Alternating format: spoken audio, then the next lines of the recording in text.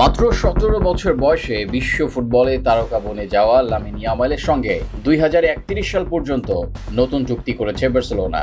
এই নতুন চুক্তির মাধ্যমে তরুণ স্প্যানিশ উইঙ্গারই হচ্ছেন ক্লাবটির সর্বোচ্চ বেতনভুক্ত ফুটবলার। ইয়ামালের আগের চুক্তির মেয়াদ ছিল 2025-26 মৌসুম পর্যন্ত। তবে নতুন চুক্তি অনুযায়ী আগামী 6 বছর বার্সার হয়ে মাঠ মাতাবেন তিনি। 2023 সালে মাত্র 15 বছর বয়সে বার্সেলোনার হয়ে অভিষেক হয় ইয়ামালের। সদ্য শেষ হওয়া মৌসুমে 55 ম্যাচে 18 গোল ও 25টি অ্যাসিস্ট করেছেন এই বিস্ময় বালক। তার অসাধারণ নৈপুণ্যে এই মৌসুমে বার্সেলোনা জিতেছে ঘরোয়া ট্রেবল, লা লিগা, কোপা দেল রে এবং স্প্যানিশ সুপার কাপ। এর চেয়েও বড় ব্যাপার মাঠে এই বিস্ময় বালকের প্রভাব।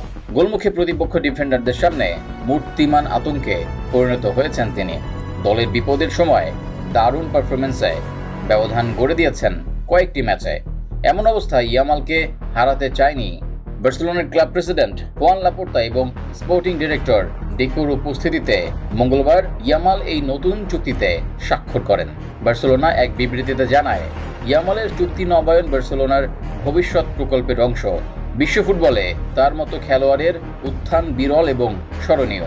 এই তরুণ বিশ্ব ফুটবলে যেভাবে নিজের অবস্থান তৈরি করেছে তা ইতিমধ্যেই বার্সার ইতিহাসের অংশ হয়ে গেছে বলে মনে করে ক্লাবটি।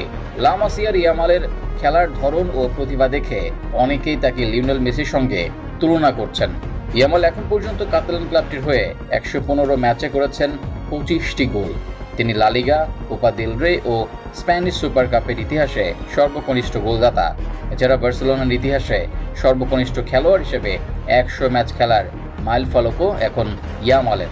আন্তর্জাতিক পর্যায়েও সফল এই উদীয়মান তারকা স্পেন জাতীয় দলের হয়ে খেলে ফেলেছেন 19 ম্যাচ। এর মধ্যে ইউরো 2024-এর ফাইনালে ইংল্যান্ডকে 2-1 গোলে হারিয়ে শিরোপা জেতে তার দল।